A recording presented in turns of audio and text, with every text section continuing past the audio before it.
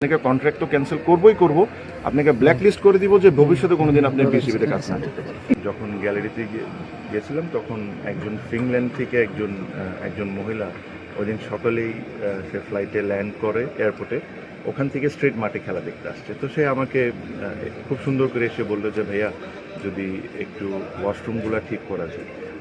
আপনি হয়তো বা শুনে অবাকই হবেন যে স্টেডিয়াম যখন বিল্ড হয়েছিল 2007-এ, তারপরের থেকে আর বাথরুম নিয়ে কোনো রেনোভেশন হয়নি, and this is not right.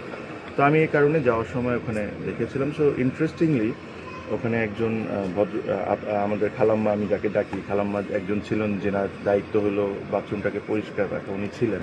উনি আমাকে একটা কথা বলেছিলেন যেটা হয়তো অনেকে ভিডিওতে দেখেছেন যে ভাইয়া আমাদের 300 টাকা করে পাই এই জিনিস পার ডে, এই জিনিসটা যদি আপনি একটু দেখতেন। তো কালকে আমি বিসিবিতে গিয়েছিলাম, বিসিবিতে যে আমি জিজ্ঞেস করলাম যে আমরা যে ক্লিনিং সার্ভিসটা আছে এদেরকে পার পার্সন কত টাকা করে দিই। তখন জেনে অবাকই হলাম যে 650 টাকা করে দিই।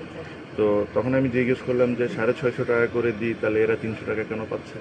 আমি বললাম যে ক্লিনিং সার্ভিসটা টেন্ডারের মাধ্যমে অ্যাওয়ার্ডেড হয়েছে তাকে ডাকে। তো তাকে ডাকলাম, তাকে ডেকে আমি জিজ্ঞেস করলাম যে এটা রিজন কী।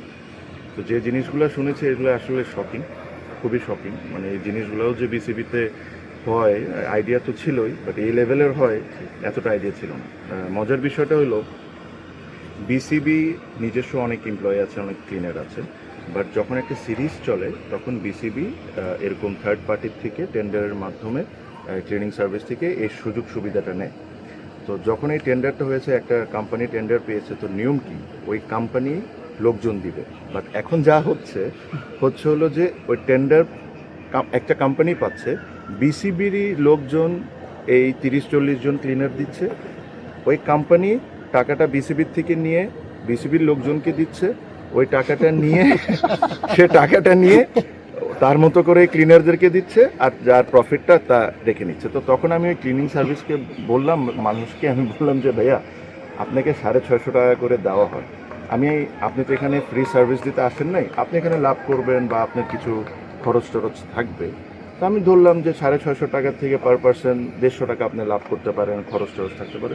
বাট এই মহিলাগুলো তো 500 টাকা পেতে পারে। তো বলে যে ভাইয়া আমি 500 টাকা করেই দিই। তো বলে আমি জিজ্ঞেস করছি কাকে দেন? তো বলে যে বিসিবির ওই উমুকরে দিই। উমুকরে দেওয়ার পর উনি আবার ওই ভদ্রলোকটা খালাম্মাদেরকে 300 টাকা করে দেন। মাঝখানে 200 টাকা কয় হাত পেরিয়ে যায় খালাম্মার হাতে? ওই যে একটা মানুষ বিসিবির একজন এমপ্লয়ি। ভাই তাহলে কি ব্যাপারটা এমন হয়ে গেছে যে যারা ক্লিনিং করে তারা 300 পায়, আর যারা ক্লিনিং কাজই করে না তারা 350 টাকা নিয়ে নেয়? যারা না, আবার ওর লাভ আছে না ভাই।